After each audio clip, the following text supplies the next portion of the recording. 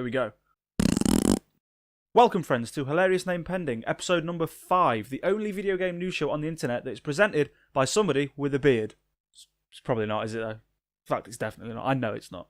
Anyway, here's all the video game news that got me a little bit annoyed this week. Someone gets the Nintendo PlayStation to work. So way back when, in the annals of video game history, an alliance was formed that could have completely changed the video game landscape. In the early 90s, Nintendo and Sony were working on this together.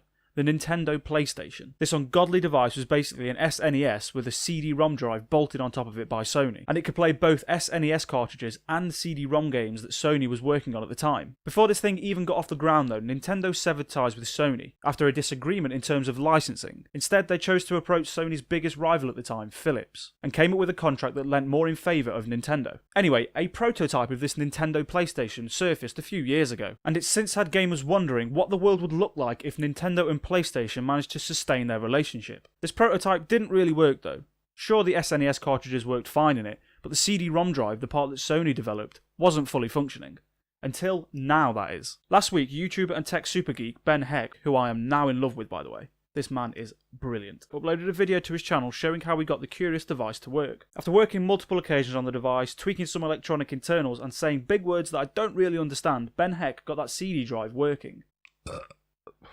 That pie is repeating on me. Unfortunately, no games were developed for this project before Nintendo tanked it. The only games that do exist are emulations that were developed by some clever sods who were basically guessing at how this system would run. Ben Heck downloaded one of these emulators and somehow managed to get it to run, albeit with a ton of bugs. But hey, it's cool, right? He got it working. Now for a moment, just imagine this. Imagine being Nintendo, having pulled out of a deal that inadvertently produced the PlayStation, and ultimately paved the way for one of the most successful video game companies to rise up. Imagine making that decision. A decision that led to the existence of one of your biggest rivals. I guess that's just Nintendo.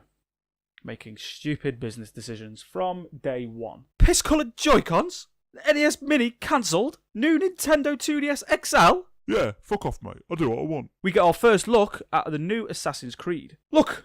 Boats! So this is Assassin's Creed, apparently. A blurry image of a man standing on a boat looking moderately important. The photograph of a game on a screen that you're now viewing on another screen, Gameception, directed by Christopher Nolan, is reported to be the next Assassin's Creed. And according to Eurogamer's 3 separate sources, it is indeed the game in question. It is supposedly called Assassin's Creed Origins, and set in ancient Egypt, as per a 2016 Kotaku article. And apparently it's going to be a prequel, taking place before all the other games that came before it. And seeing as Assassin's Creed took a break last year to take some stock and leave room for that terrible fucking movie, an autumn release for the game seems imminent. Now, despite Ubisoft's previous lackluster titles, I'm holding on to a slither of hope with this one. Ubisoft's recent releases have all been above board, and seem to be leaning away from the previous blunders of the developer. Watch Dogs 2 was genuinely good fun that broke the open world formula.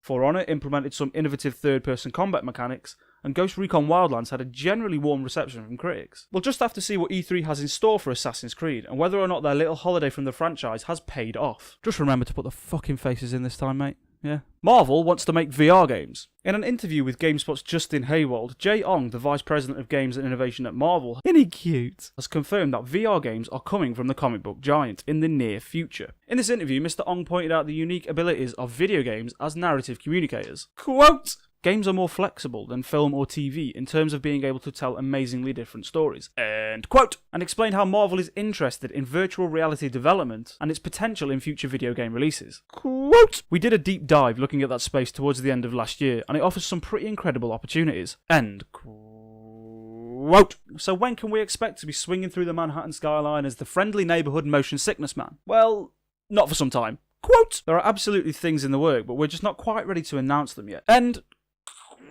So yeah, Marvel's VR games aren't going to be happening for some time just yet. But still, it's good to see that developers are taking a vested interest in developing for VR, especially when that interest comes from huge companies like Marvel. The potential in this little piece of magic hardware is far from being unlocked, and I genuinely believe that the best experiences in video games are found inside here. Please don't be another Vita. Please. Mass Effect Andromeda developer gets downsized. In a story from Kotaku's Jason Schreier, it has become apparent that Mass Effect Andromeda's developer, BioWare Montreal, has been downsized significantly. EA has now put the Mass Effect franchise on hiatus again, just 2 months after Andromeda released and broke a previous 5-year hiatus in the franchise. Various team members from BioWare Montreal have been moved to EA Motive to work on Star Wars Battlefront 2, while the rest of BioWare Montreal has been turned into a support development team, basically doing the grunt work that the other EA studios can't be asked to do. So the good news, at least, is that nobody lost their jobs.